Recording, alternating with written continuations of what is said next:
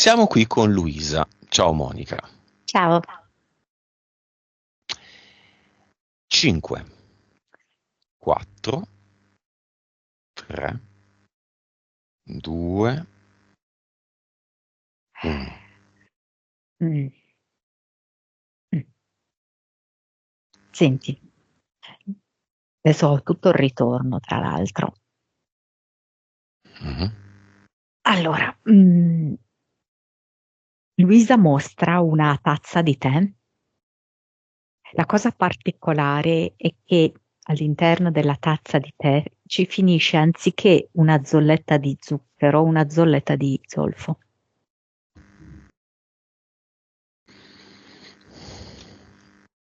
Ma chi la mette? Lei se n'è accorta, eh? In un attimo se n'è accorta. Ed era effettivamente la nuora. Ti Ovvio dà, che è simbolico, non nel senso che la mm, deve avvelenare, ci mancherebbe. ti dà l'autorizzazione? Eh, sì, ha questo sguardo davvero intenso e profondo di chi vede e dice di sì con gli occhi. E noi lo comprendiamo che sta dicendo di sì.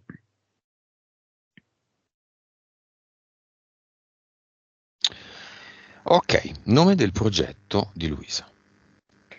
Mi viene brucia di vampa. Mi fa vedere proprio questo cammino che ha queste fiamme che divampano. In parte, guarda, io ti dico, come se vedessi proprio lei come, senza offese, una strega proprio, che è molto abile con il fuoco proprio come suo elemento che lei sa manipolare. E in parte mi fa vedere una serie di situazioni che hanno preso fuoco. La rabbia è salita di livello. Però ci sono entrambe le parti, perché lei veramente ha delle doti da strega che non è in senso dispregiativo assolutamente, eh. È una maga che tra l'altro nella sua terra si potrebbe anche chiamare così.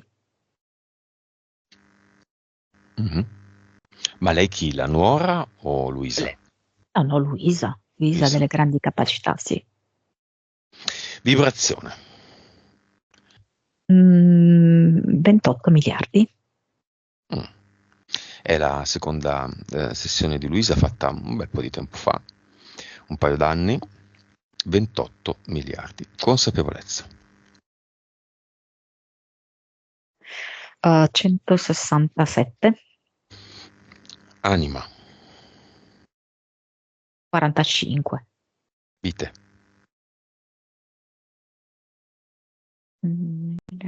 817. 1817. Sì, Ok. Cervello. 9,7. Suscettibilità ipnotica. 48. 3-4D.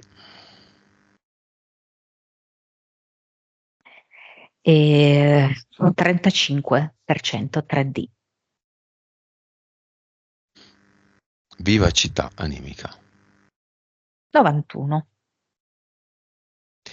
Beh, valori da urlo, Luisa. Valori da urlo. Poi se contestualizzati al tuo caso, insomma, sei una piacevole nonna ragazzina, sono valori straordinari da lasciare a bocca aperta. Potremmo anche chiudere qui e andiamo a casa. Monica, facci vedere una vita una vita di Luisa. In una nursery viene.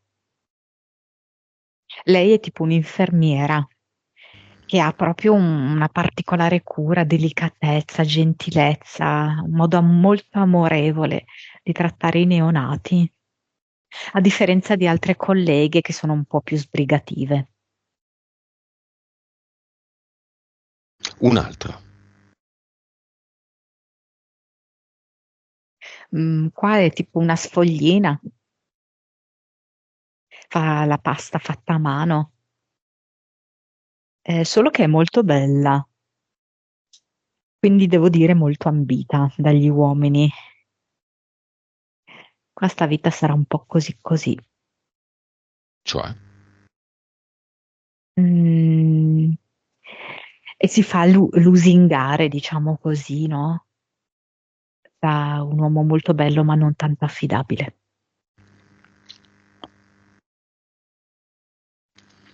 una vita in cui era con l'attuale figlio di oggi.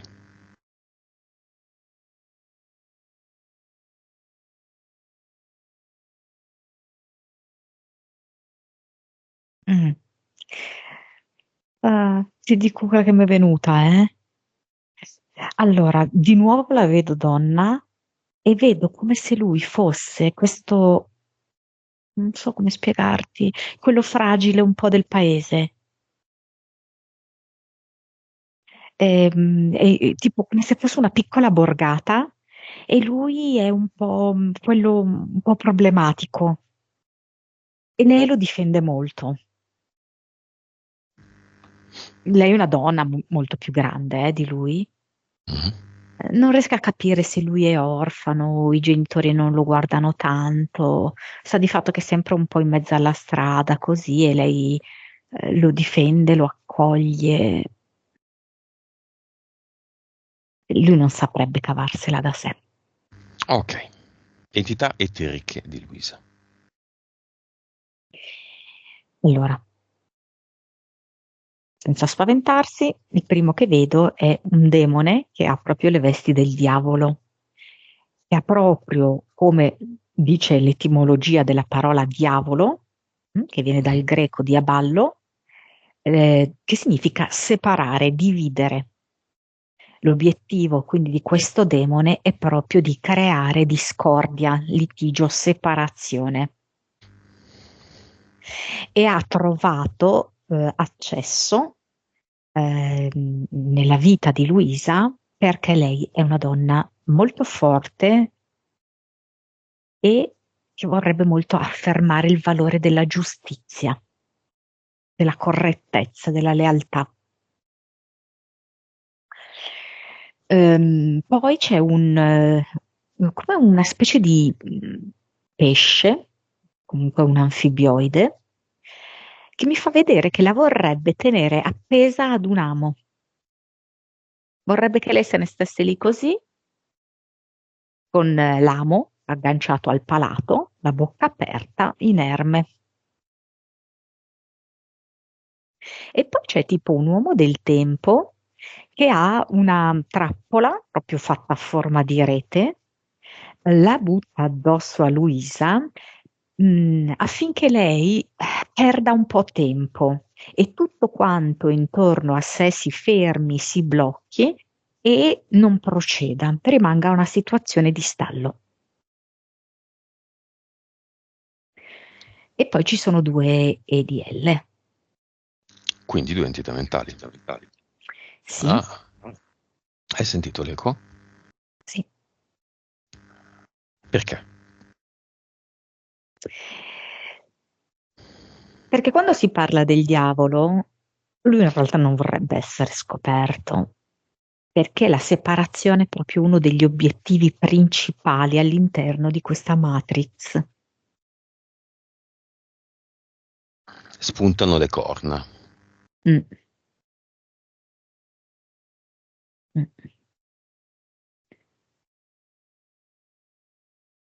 Infatti, diciamo che adesso che poi tu mi hai fatto questa domanda, quello che io riesco a vedere è che la nuora, immaginati come un abito di carnevale addosso, addosso a questo abito da polipo del secondo universo, come se lei fosse proprio profondamente interferita da questo polipo che vorrebbe avere il controllo di tutto. In realtà è lei che è controllata da un'entità del secondo universo, ma vorrebbe prendere tutto lei, portarselo a sé, proprio così, fa questo movimento con il tentacolo, stritolare, quindi comunque mancando di rispetto, senza la minima delicatezza.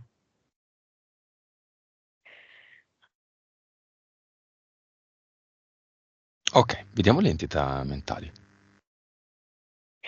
La prima si chiama uova sode. Mi fa vedere, tagliando a metà l'uovo sodo, che si è annerito il tuorlo. Mm, Quindi la cottura è andata molto avanti. E infatti Luisa vive una serie di situazioni rimandate nel tempo, che si protraggono, che hanno continui ritardi, ehm, che sono proprio dilatate. mm. Sia appunto la vicenda di questa causa eh, che sembra non risolversi mai, che riguarda la propria casa, ma anche la vicenda che poi lei ha deciso un po' di tagliare in qualche modo, che riguarda l'altra casa che lei ha ceduto. mhm. Come se proprio le cose si protraessero oltre misura, e poi il rischio è quello di buttare via questo uovo, così come ha fatto per esempio con l'altra casa.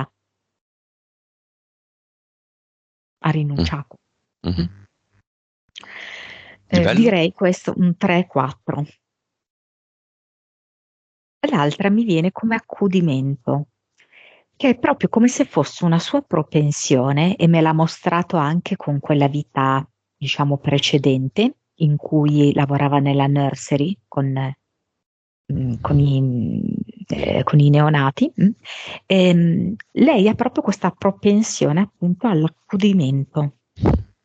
Ehm, Però che cosa accade?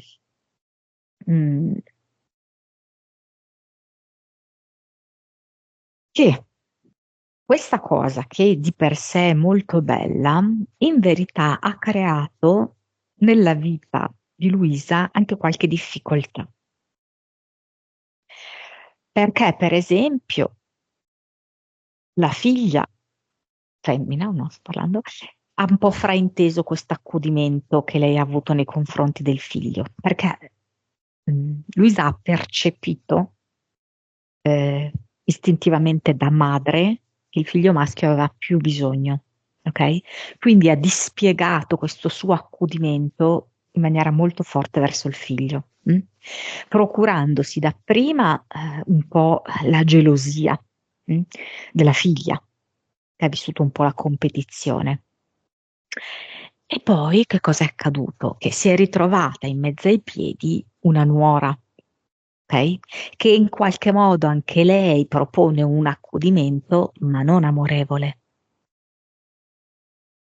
Quindi diciamo che la tematica dell'accudimento rappresenta per Luisa un po' la sua croce e delizia allo stesso tempo. Mi fa vedere il rovescio della medaglia, quindi c'è un lato molto positivo. Lei è anche molto apprezzata per la capacità che lei ha di offrire accudimento. Quando c'è bisogno, lei c'è. Quando deve ospitare, lei ospita in maniera eccellente. Quando c'è da fare un dono, lei lo fa in maniera grandiosa. Però purtroppo l'altro lato della medaglia è proprio quello che abbiamo detto. Mm?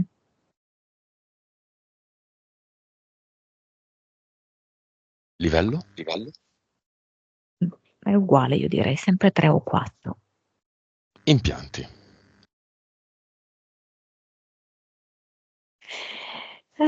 Chissà come mai, come se la zona dell'addome, diciamo così, dalle costole all'addome, fosse bendata, stretta, fasciata. Probabilmente perché lei sta comprimendo tanto. Anche perché lei, un po' all'insegna del suo progetto, è una donna molto esplosiva, ok? E sta cercando di frenarsi molto. Allora vedo questa, sì, questa fascia compressiva. E poi tipo mi fa vedere degli occhiali che hanno due lenti diverse. L'occhio destro, la lente destra è di colore nero, la lente sinistra è a specchio. E nient'altro. Va bene, apriamo le porte del cinema.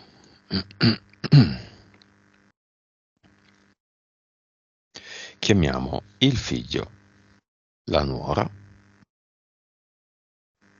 la figlia, nipote maschio, nipote femmina.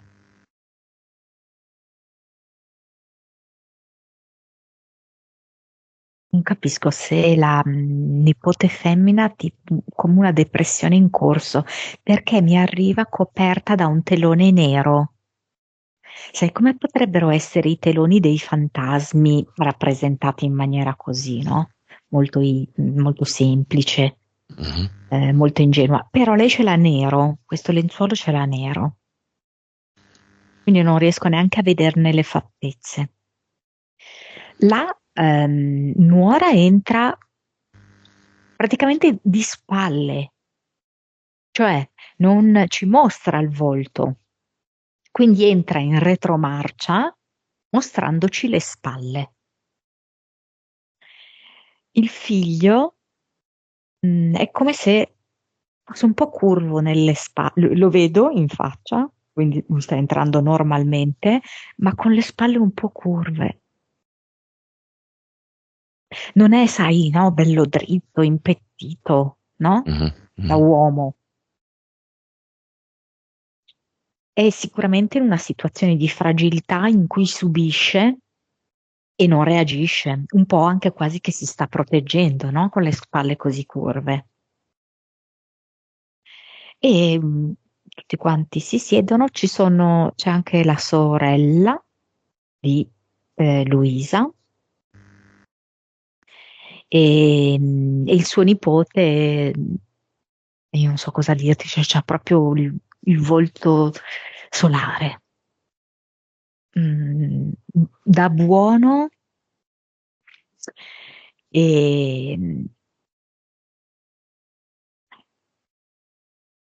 cioè, Mhm. proprio una marcia in più. A quanto vibra il nipote? Mm. Mi viene 180 miliardi. Ah, però. Mm. Beh, tanta roba, eh.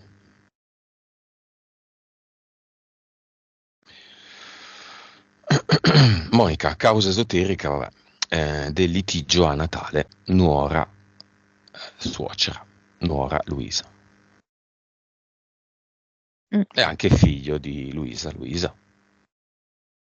Allora, da un punto di vista eterico, vedo proprio il diavolo che strizza l'occhio al polipo della nuora.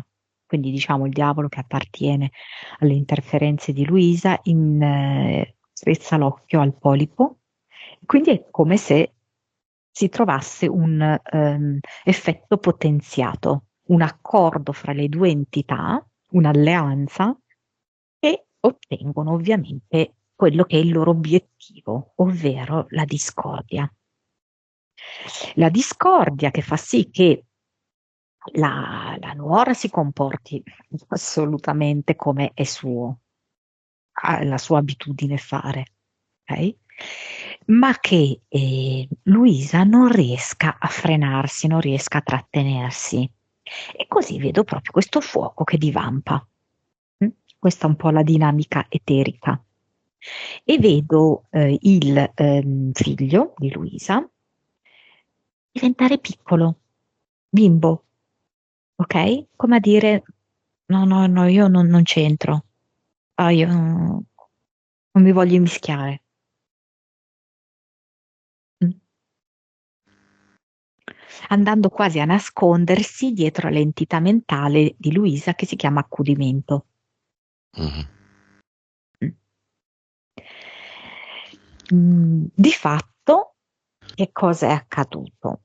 Che Luisa si è fatta un po' travolgere da uno dei copioni immaginiamoci proprio come se fosse un film, lei ha il copione suocera, forte, nel giusto, che lei ci tiene che venga riconosciuto, date a Cesare quel che è di Cesare, ok? Però anche questo è un copione, è un filone da seguire. La nuora invece ha il suo copione di nuora guastafeste e che vuole creare, sempre per tenere l'elemento fuoco, vuole creare terra bruciata intorno. In realtà tutta la famiglia vorrebbe, in modo Mm. che nessuno si avvicinasse. Mm. Sono due copioni, però la nuora è completamente ignara del fatto che sta recitando un copione.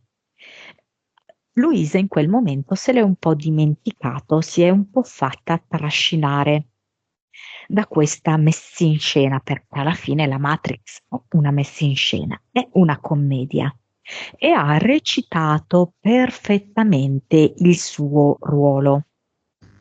Ora lei l'unico modo che ha per risolvere questa situazione è vedere che lei è un attore esattamente come gli altri, che Mm. non si deve identificare in quella roba lì, ricordarsi che lei è anima che vede e per questo lei cosa fa?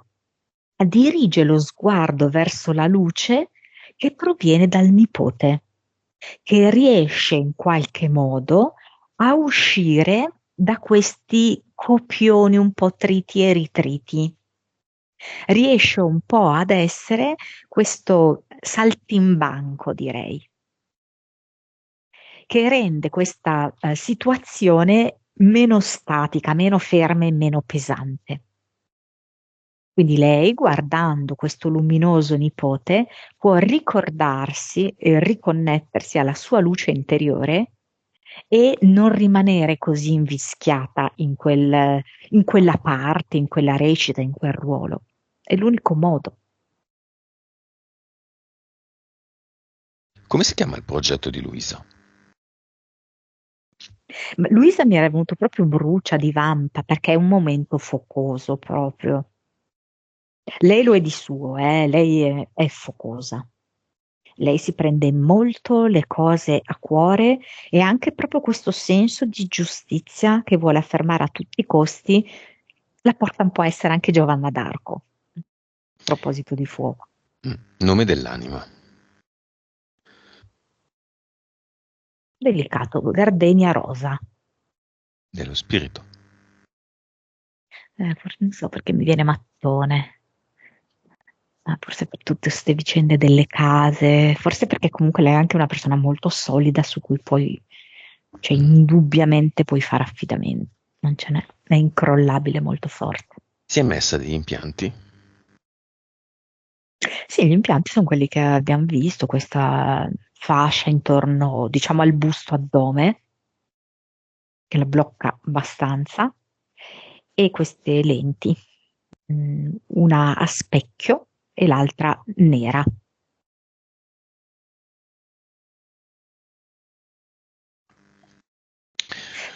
Sai Va bene. perché? Io Mm. penso, perché mi fa vedere che la lente destra è nera ed è come se lei un po' non volesse vedere veramente e completamente il figlio. Ok? Quindi si mette questa lente nera che le impedisce di vedere pienamente com'è il figlio. L'altra invece, che è la lente specchiata, le crea proprio una situazione di riflesso, di specchio con la figlia femmina. Mm. Quindi è per questo che a volte si creano un po' degli attriti e delle frizioni. Mm. Nei confronti del maschio lei ha una grande propensione alla protezione, ok? Sarebbe mm,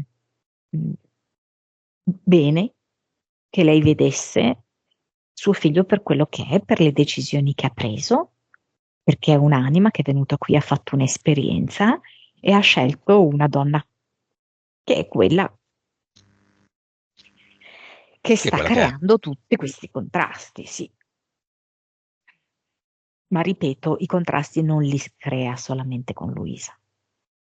E infatti la figlia è molto problematica anche a causa ehm, di questa oscurità di cui la madre è portatrice.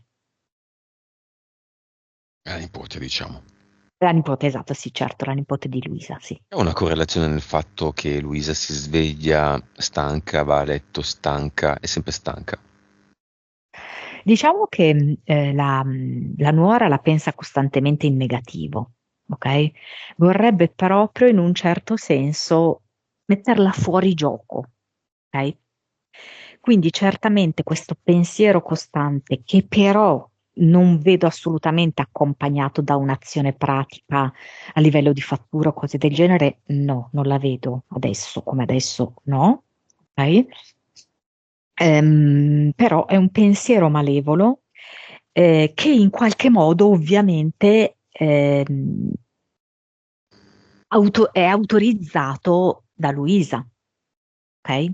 Perché Luisa, anziché uscire dal gioco, rimane dentro al gioco e per cui subisce questa volontà da parte di questa donna di volerla mettere fuori gioco. Per cui l'ideale, sai, per mettere fuori gioco un qualcuno è di annientarlo, quindi renderlo affaticato, renderlo meno vitale, che possa fare meno, rispondere di meno, intervenire il meno possibile.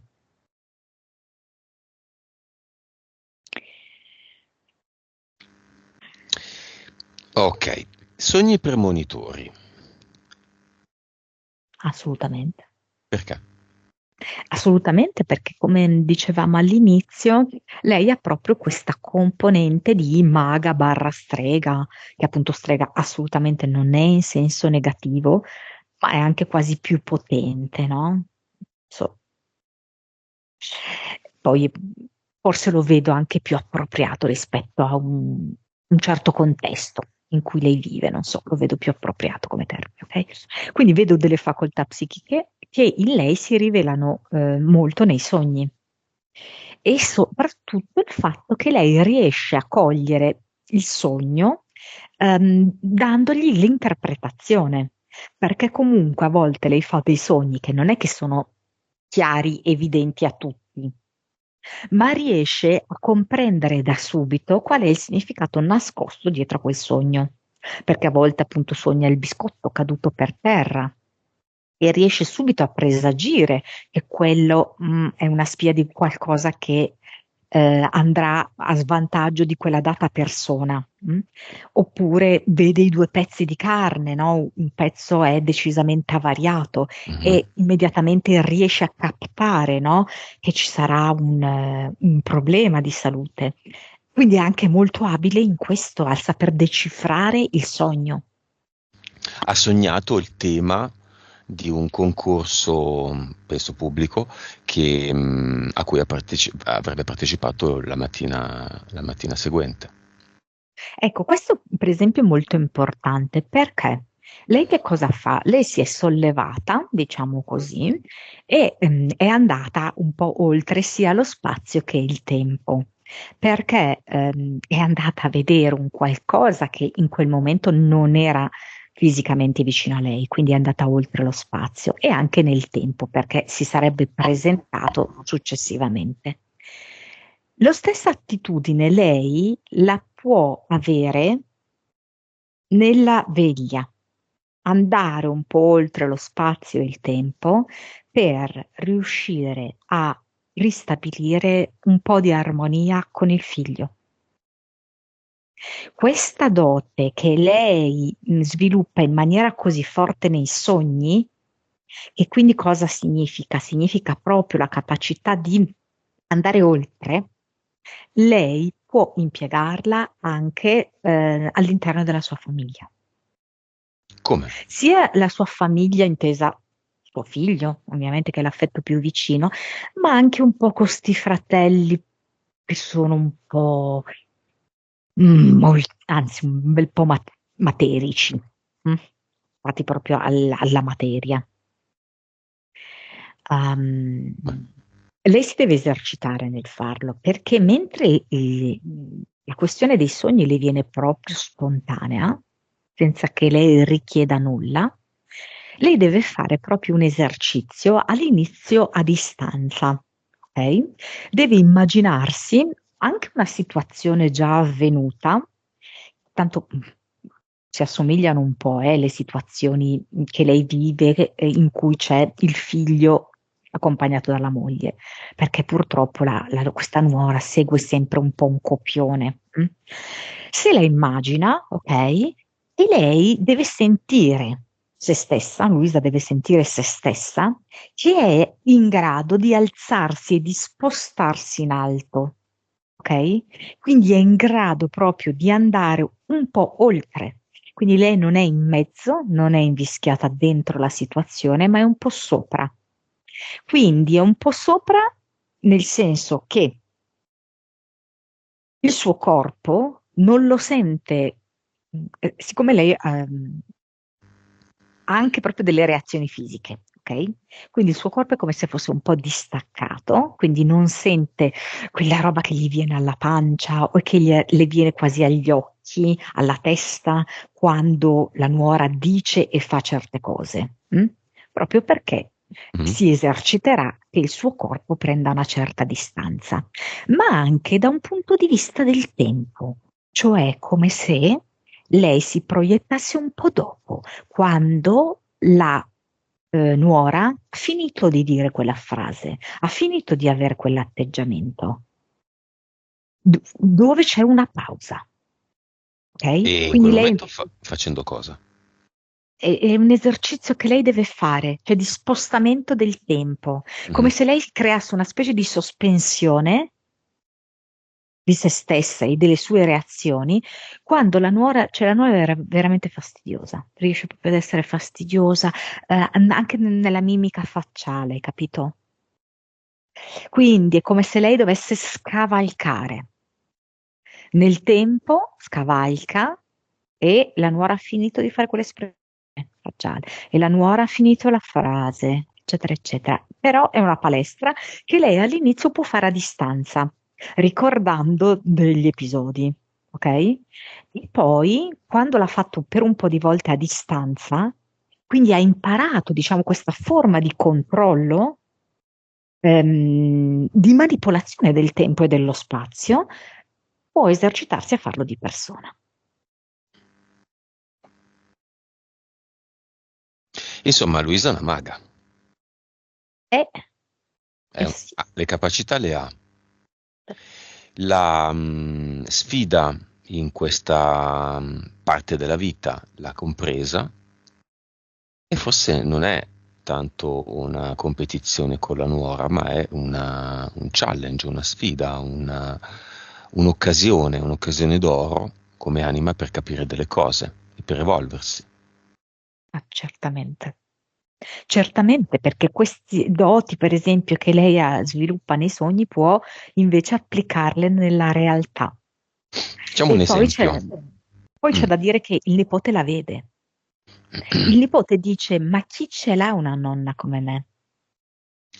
Facciamo un esempio. Il nipote è uguale. Il figlio è, diciamo, iperautonomo, non ha bisogno di una moglie mamma. E la nuora è la nuora migliore del mondo, quindi nuora e suocera vanno d'amore d'accordo, si scambiano le ricette, sono sempre una a casa dell'altra. Che noia. La vedo un po' passiva in questa situazione che mi hai proposto. La vedo più spenta, decisamente, Sì? più piatta. Luisa? Sì. Più piatta, più spenta. Bello, sì, mulino bianco, sì, però si apprende zero. Questa è l'essenza della Matrix. Affrontare in un certo modo le difficoltà che sono insite nella definizione stessa di Matrix. Difficultatix si dovrebbe chiamare. Problematics. Casinatics. È una prospettiva interessante questa. Maga Magella, Luisa la più bella.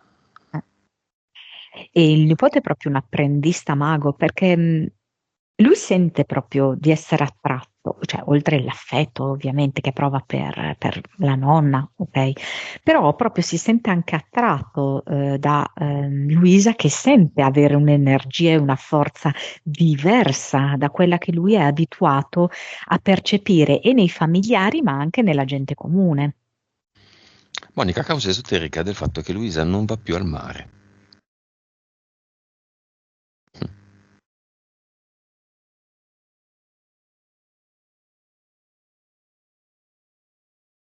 Ma allora, dunque, forse negli ultimi anni è come se si fosse un po' di più concentrata su, come ti posso dire, gli aspetti un po' più spigolosi della Matrix. Per cui si è molto concentrata su eh, le questioni un po' meno gioiose, che in effetti nella sua vita ci sono e a vedere anche quella che può essere una cosa gioiosa come il mare, come un qualcosa di un po' pesante, un po' problematico, un po' faticoso da affrontare. Invece ci sarebbe modo di frequentare il mare in periodi e orari in cui questo aspetto di fatica, di fastidio, insomma di disagio, assolutamente potrebbe non essere presente e potrebbe essere tutta una situazione piacevole. Però in effetti negli ultimi anni si sono concentrate una serie di esperienze a cui lei ha dato più attenzione. Mhm. E sono appunto tutti questi, diciamo così, intoppi, nodi da sciogliere. A casa, la suocera, gli incidenti, ospedali, dei parenti. Ma le potrebbe dare beneficio questo mare? Non vedo che vada sola, ma che tipo un'amica che si organizza con un'amica ed è come se si ricordasse di quanto è benefico e piacevole l'esperienza anche della spiaggia, anche della sabbia sotto i piedi, dell'acqua che bagna le sue caviglie, Mhm.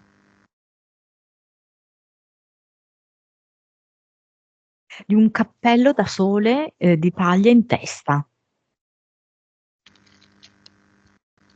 Monica, causa esoterica della causa in tribunale contro i condomini.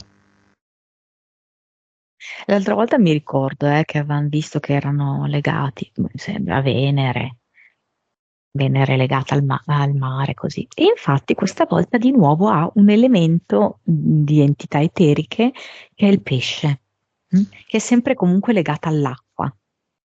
E infatti questa problematica condominiale è proprio legata a una perdita di acqua. Ok? Quindi di nuovo lei si porta dietro questo elemento acqua. La cosa interessante è che proprio come hai suggerito tu, magari andando al mare e vedendo il positivo dell'acqua, prendendo proprio una connessione diretta fisica con l'acqua, potrebbe anche trasformare quell'altra situazione legata all'acqua, cioè questo problema così di perdite e di causa, no? Di infiltrazioni. Mhm. Questa è una cosa che potrebbe essere valida. Così non avrà più l'acqua contro, ma a favore. Non ti ho chiesto i sogni premonitori riguardanti la sorella che finì in ospedale. Quella che poi morì, No, no, quella attualmente in vita. sì, giusto Luisa? Sì.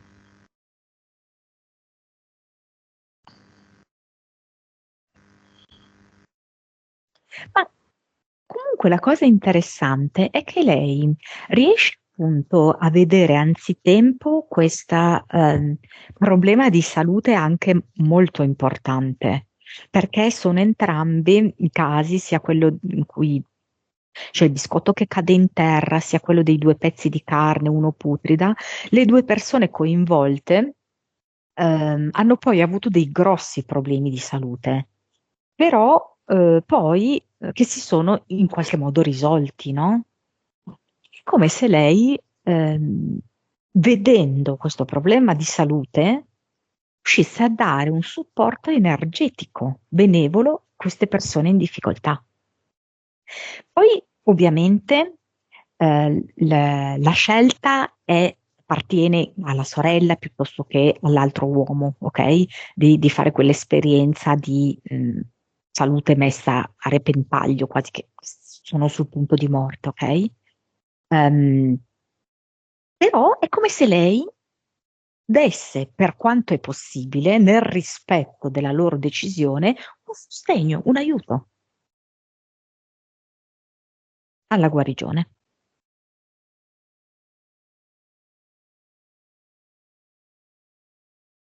Cosa vuole fare Luisa? Vuole chiamare i nonni?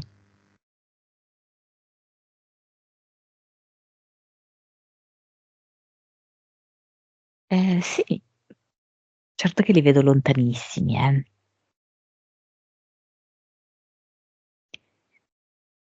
Anche l'altro ragazzo che lei ha citato, cioè li vedo come lumini, come luci lontane. Ehm, Guardandoli, soprattutto per i nonni, sento molta leggerezza. Mi dicono la parola compimento, come se davvero in questo loro passaggio nell'oltre avessero già affrontato tutta una serie di strati e fossero arrivati mh, nella parte finale, nello strato finale, ecco. Mm. Qual è il tempo medio più o meno che occorre perché un disincarnato vada dove deve andare, diciamo, che comprenda quello che deve comprendere? È molto variabile, Mm, mm, mm. molto variabile. Da un E ci- minimo di, se facciamo un po' di numeri che non fa mai male, ma che è chiaramente molto sintetico come approccio. boh, mi dice un lasso da 1 a 50 anni, quindi ci si può inserire in mezzo. Ma esiste anche il caso Mai, quindi il fantasma del castello? Mai o 2, 3, 4, 500 anni, 1000 anni. Però allora dipende che discorso facciamo, nel senso che eh, se parliamo solamente dell'anima, no, non c'è il caso mai. Se parliamo dei gusci che lascia, purtroppo alcuni gusci rimangono. Cioè? Diciamo cioè, noi siamo costituiti da un corpo fisico e quello lo lasciamo immediatamente con la morte. Mm? Però poi ci sono gli altri corpi. Diciamo che chi ha vissuto una vita particolarmente, chiamiamola, ignorante, poco consapevole, ha dei gusci molto pesanti, che è come se si facesse molto fatica, non so come dirti, nello smaltimento, come se fosse un rifiuto, diciamo, no? Lo smaltimento dei rifiuti, ci vogliono moltissimi anni per alcuni gusci. Mm. E per cui la sensazione è che rimangono incastrati qua. In realtà sono i gusci, non è l'anima. Monica, quando una persona viene a mancare, si scindono anima e spirito?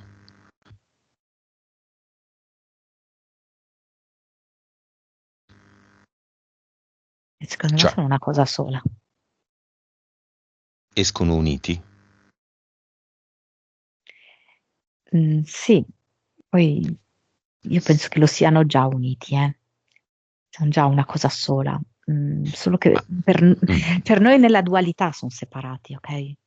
Infatti noi diciamo, no, l'anima è femminile e lo spirito è maschile.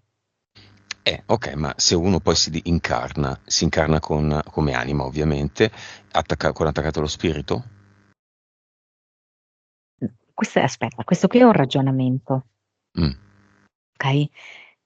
Ma non è la realtà. Cioè, non so come spiegarti. Per noi la realtà è solida, cioè come se ci fosse il pezzo di anima e il pezzo di spirito, ma la vera realtà è filante, non è biunivoca, è molto difficile da spiegare.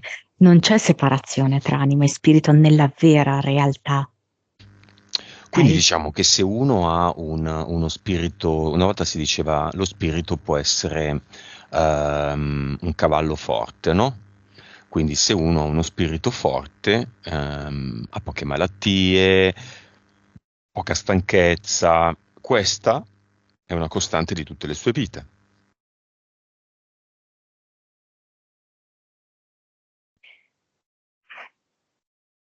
E lo so che siamo alla ricerca di una regola quando Non una è regola non così. c'è. Ma non è Infatti, così, nel senso che cioè, l'anima ha 1 miliardo di modi di esprimersi.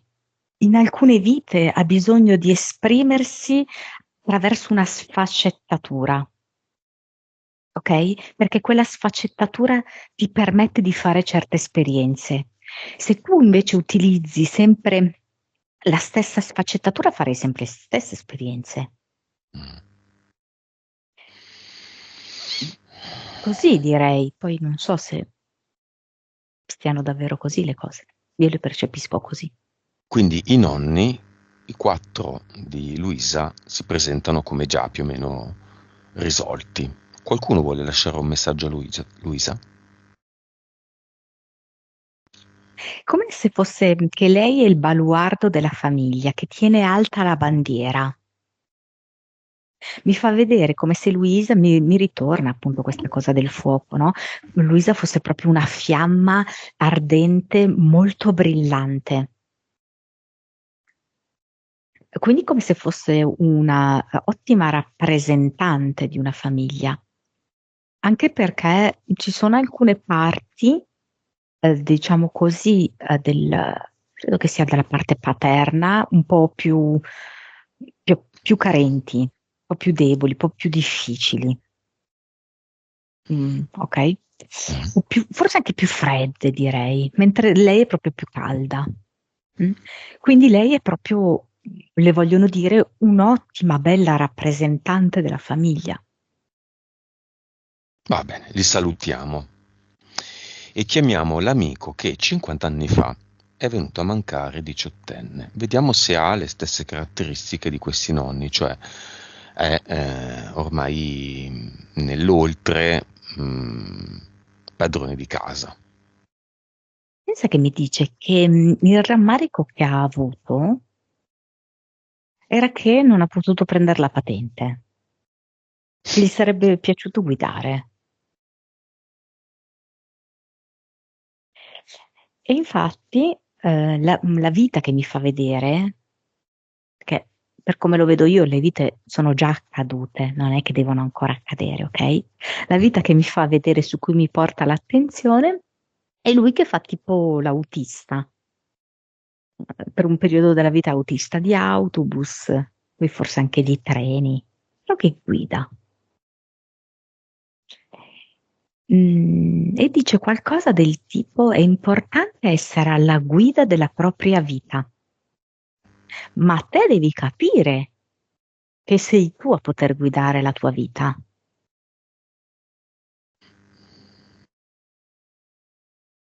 Non pensare, lui dice, ai passeggeri che carichi sul tuo autobus. E allora mi fa vedere l'esempio di Luisa alla guida dell'autobus che carica, che ne so, i vicini di casa, carica i fratelli un po' ingordi, carica la nuora, eccetera, no?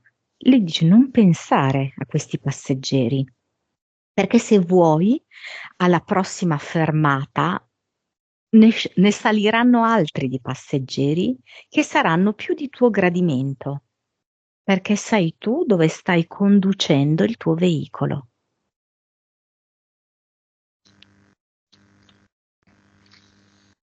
Lo salutiamo dopo questo bellissimo messaggio.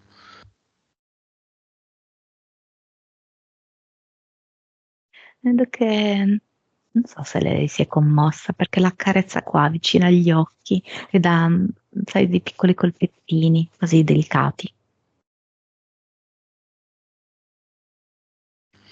E prima di chiudere il portale Aureo, Monica, chiamiamo tutti quelli che sono venuti a mancare da poco e offriamo a tutti una VIC, vibrazione, informazione, consapevolezza, con un esponente C, coraggio. Mm. Sì. Viene qualcuno in particolare? Sì, si è alzato un attimino a bere un bicchiere d'acqua perché stava riposando, aveva tanto bisogno di riposare. Mhm. Era su un fianco, in un letto, e diceva che aveva tanto sonno arretrato, che era da tanto che non riposava bene, che adesso aveva bisogno di idratarsi e quindi contemporaneamente ha preso questa Vic come se fosse una pastiglia effervescente, l'ha buttata nel bicchiere d'acqua Mhm. e, e in un sol sorso ha bevuto il bicchiere. E proprio ha fatto Ah, così. coraggio. Come sta? L'impressione è che abbia meno anni, che mi fa sentire come se avesse tanta tensione tipo alla fronte così, ma adesso di meno. Mi fa anche notare che qua le rughe, queste qua, le nasolabiali, anche loro si stanno distendendo, è come in un processo di ringiovanimento e Mhm. anche il corpo ha un po' più tono muscolare, però è in pigiama, pigiama azzurrino. Ha assunto tutta la VIC? Mhm, certo che sì. Vabbè, lo salutiamo anche lui. Mm. Ci saluta.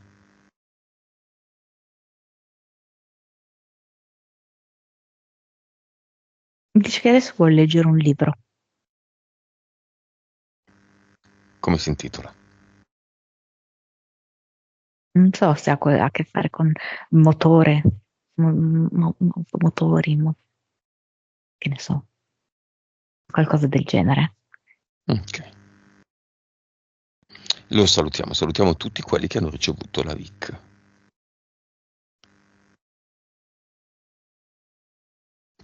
Monica, la maga Luisa, ha compreso quello che andava compreso. Facciamo un rapido viaggio verso il cluster e l'avatar, li mettiamo insieme e lei decide se questa fase in cui probabilmente anche rispondeva un po' a entità mentali collettive della sua regione, ehm, o del cliché stesso nuora, suocera. Vediamo cosa fa.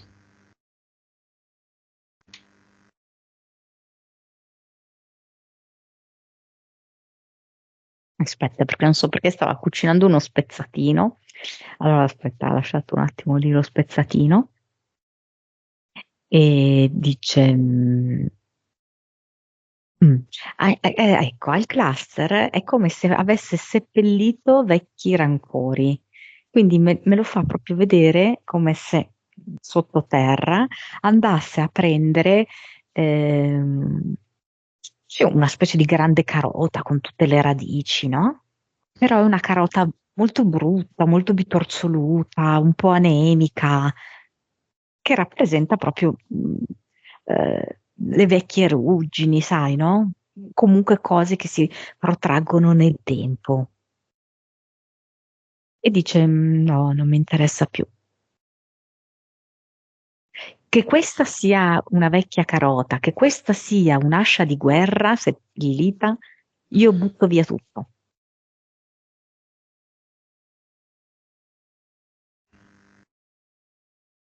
Quindi ha tolto tutto. Sì, sì, sì. Ha messo qui qualcosa di diverso la maga?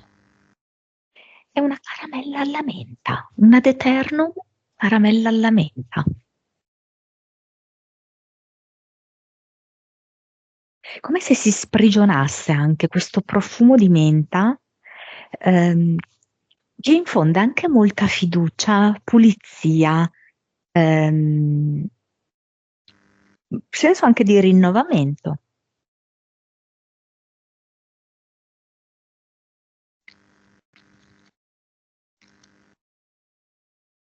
Ok. Con queste condizioni brucia di vampa c'è ancora il progetto? No, Il diavolo, la separazione, il pesce, l'uomo del tempo, e uova sode e accudimento ci sono ancora? no, no, Gli impianti? no. La vibrazione che era a 28 miliardi. Adesso mi viene 300 tondi. Perfetto. La consapevolezza. 178. L'anima, 60. le vite, 1718. il cervello, 10.7. suscettibilità ipnotica, 62. 3-4D,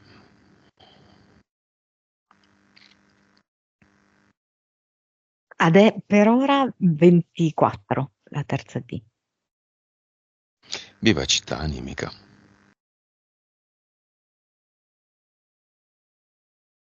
96. Bene. Scambio di messaggi tra la maga e il nipote.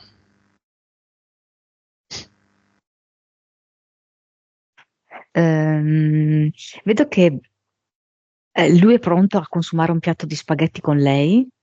Non so se è carbonara, non so, o sono spaghetti all'uovo, li vedo gialli, insomma.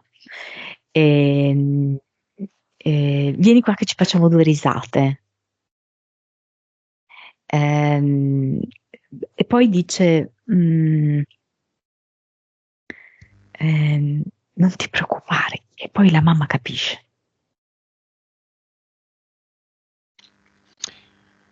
Scambio di messaggi tra Luisa la maga e il figlio. Vedo che lei le mette una mano sulla schiena, no? Come a dirgli, non aver paura, puoi stare con la schiena bella dritta. E allora lui vedo che effettivamente fa un gesto con le spalle, come a voler tirar fuori un po' il petto. Alla figlia. Ehm, e dice: So che hai fatto tante cose per me. La figlia, mm, e dice la figlia dice a Luisa: Dai, che siamo in ripresa, una cosa simile, eh? E lei gli dice che, mm, non so, gli deve cucire qualcosa, gli deve preparare qualcosa, una cosa simile, Mm. come un appuntamento che si danno, sai, no? Dove lei le preparerà, le farà qualcosa. Mm, Alla Però è una cosa nipote. paritaria, è equa. Mm. Alla nipote. mi piacerebbe toglierti questo lenzuolo nero. Mm, ma non posso farlo io per te. Eh, mm, Però vedo che a distanza è come se le mandasse del calore con la mano per provare in qualche modo a sciogliere Scambio questo alone nero. di messaggi tra lei e la nuora.